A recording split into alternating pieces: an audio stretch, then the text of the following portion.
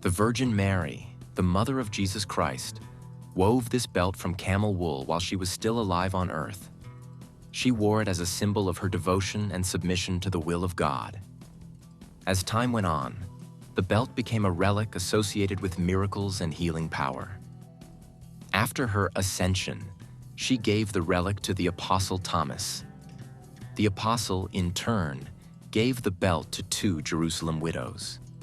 Since the 4th century, the artifact has been kept, or rather was kept, in Constantinople.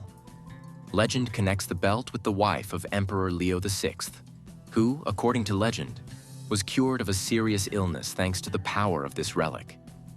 She even sewed the belt with gold threads as a sign of gratitude. About 1,000 years ago, the belt was divided into 3 parts, which led to the emergence of several places where its fragments are stored. They ended up in Greece, Bulgaria, Georgia, Cyprus. There is a version that the real belt of the Virgin Mary, lying in a casket with gems, was stolen during the plunder of the capital of Byzantium in 1204 by the Crusaders. But what can alert us in the case of the belt of the Virgin Mary? The legend about it was written only in the 10th century, under the Byzantine ruler Basil II. That is 900 years after the life of Mary. And today, fragments of the belt of the Virgin Mary are stored not only in Greece, Bulgaria, Georgia, and Cyprus, but also in Germany, Italy, and Syria. All of them, of course, are presented as real. And each of the fragments has its own history. Yes, it is quite possible that in the 10th century a real relic was kept in Constantinople. But today's has nothing to do with it, if only because its appearance does not match the medieval description of the artifact. Today, even active priests do not hide the fact that fragments of the Virgin Mary's belt displayed in many countries are outright fakes. Here is how Yakov Krotov, a priest of the Russian Orthodox Church of the Eastern Rite, spoke about the belt of the Mother of God. This holy relic is fake. This is not even discussed. This is clear to everyone. Tens of thousands of such fake shrines were made in the Middle Ages. Any understanding Christian knows this well, but keeps silent about this unpleasant fact. If he has a fake relic, he hides it away and does not offer it for worship, no matter how much money he is offered in return. One cannot but agree with this priest. Indeed, when they tried to count the number of nails found that nailed Jesus to the cross, they came up with about 200. The supposedly real head of St. John the Baptist was kept in 12 monasteries at the same time, as well as all of his 9 hands and 7 jaws. Relics multiply in incredible quantities and in a variety of forms.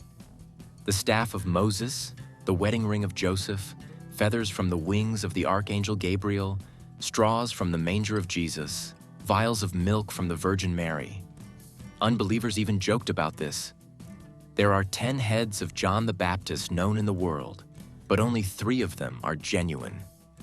This joke was born from a real historical fact, when the head of John the Baptist was divided into several fragments. And in each case, before we have only part of the head, and the other part is replaced with precious metal.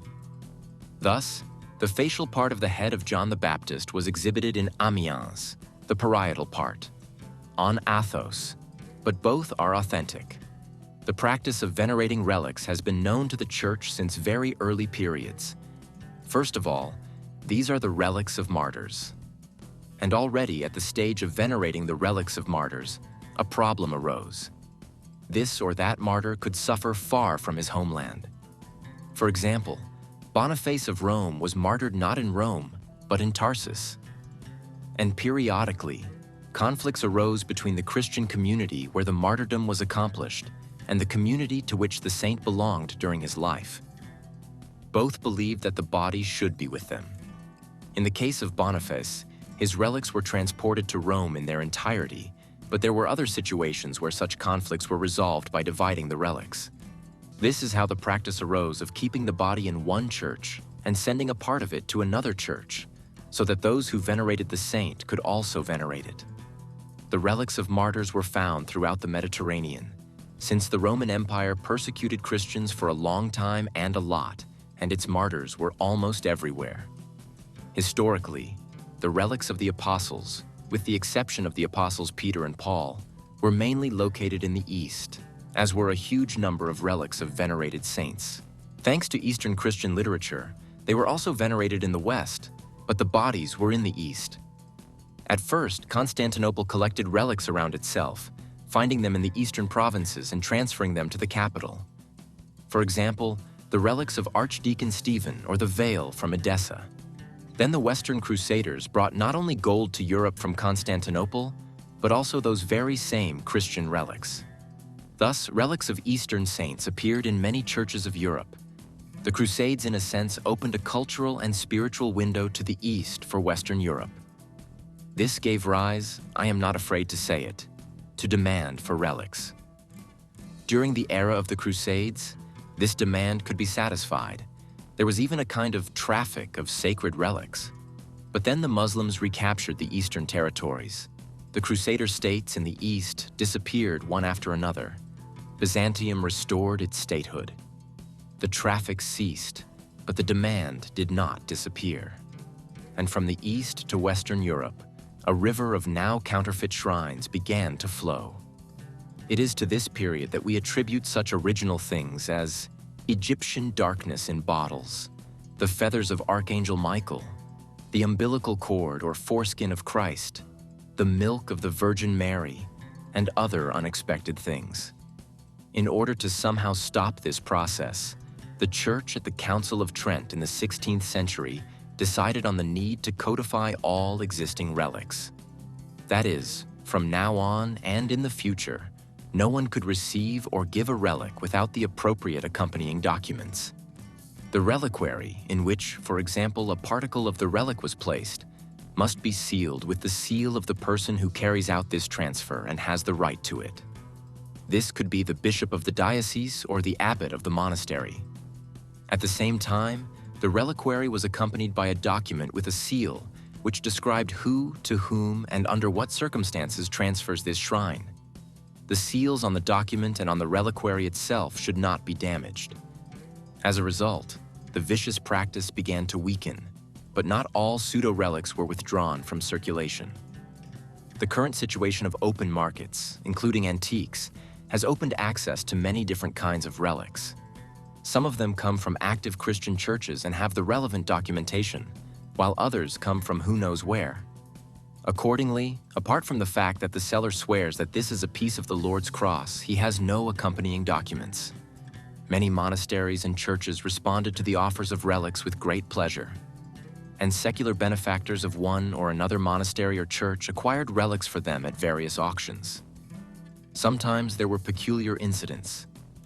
The abbess of one of the Orthodox monasteries in Russia acquired a nail from the Lord's cross. But we know from church history that not all of the nails have survived. And it is even more strange to assume that someone could sell such a sacred relic.